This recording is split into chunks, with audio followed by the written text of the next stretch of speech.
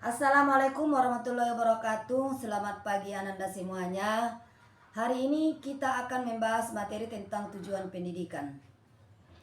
Setelah menonton video ini Ananda, saya harapkan untuk mampu menjelaskan tujuan pendidikan berdasarkan ayat Al-Quran.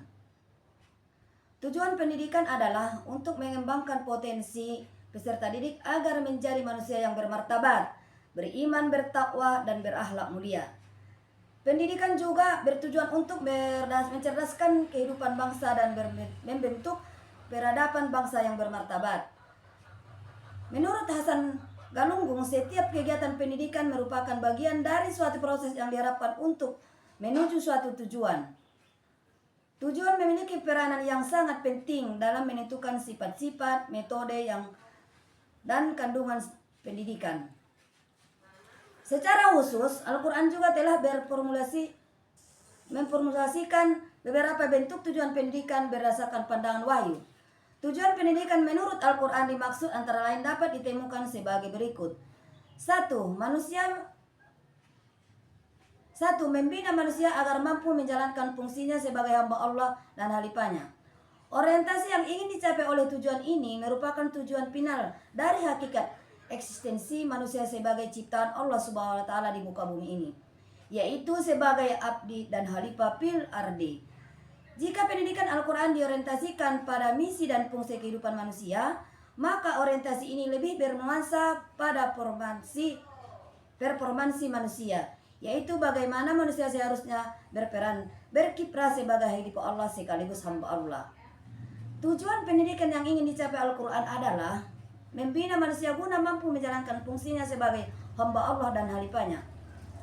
Manusia yang dibina adalah makhluk yang memiliki unsur-unsur material jasmani dan material akal dan jiwa. Pembinaan akalnya menghasilkan ilmu. Pembinaan jiwanya menghasilkan kesucian dan etika. Sedangkan pembinaan jasmaninya menghasilkan keterampilan. Dengan menggabungkan unsur-unsur tersebut, terciptalah makhluk dewi dimensi dalam satu keseimbangan dunia dan akhirat, ilmu dan iman. Itu sebabnya dalam pendidikan Islam dikenal istilah adab ad-din dan adab ad-dunia. 2. Memberikan kemampuan kepada manusia membaca ayat-ayat Allah untuk memperoleh ilmu pengetahuan dan menyuruh manusia untuk berpikir atau menggunakan akalnya. Manusia harus menggunakan akalnya bagi kemaslahatan manusia itu sendiri serta makhluk Allah lainnya secara serasi dan seimbang.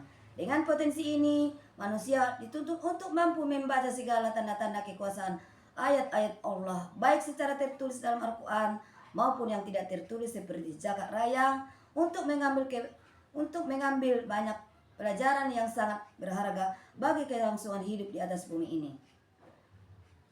Di antara firman Allah yang menegaskan perintah membaca tersebut adalah sebagai mana terdapat dalam surah Al-Alaq. Al-Quran senantiasa memerintahkan manusia lebih banyak menyikapi rahasia alam semesta dengan kekuatan akalnya untuk mendapatkan nilai kebaikan. Hal ini ditegaskan oleh Allah dalam Quran surah Al-Ankabut ayat 20, Al-Jasiyat ayat 13, Al-Muluk ayat 47 dan Al-Qasiyah ayat 17 sampai 20. Untuk merealisasikan tugas dan fungsinya itu dapat ditempuh manusia lewat pendidikan.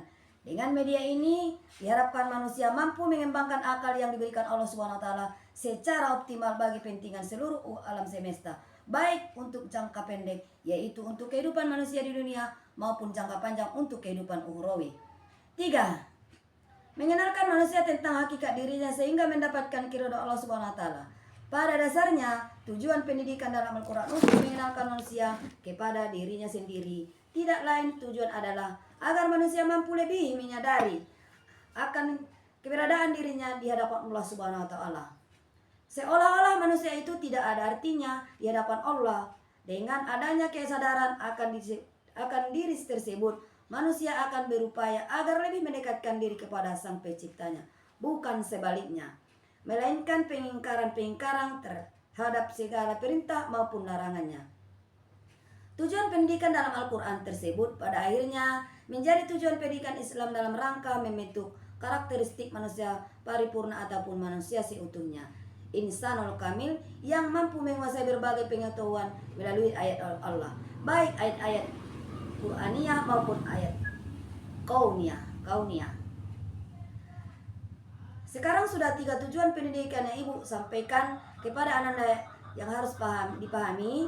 Setelah mendengarkan uraian yang Ibu sampaikan tadi, tentu sudah bisa Ananda menguraikan tujuan pendidikan dengan kata-kata sendiri. Materi tujuan pendidikan yang saya sampaikan tadi terdapat dalam buku-buku pustaka kita, yaitu buku ajar tujuan pendidikan. Nah, sekarang Ananda dapat membaca buku tersebut, menelaah dan mengerjakan latihan yang terdapat dalam kelompok halaman 87 dan mensimulasikan hasil kerja kelompok beserta teman-teman Ananda.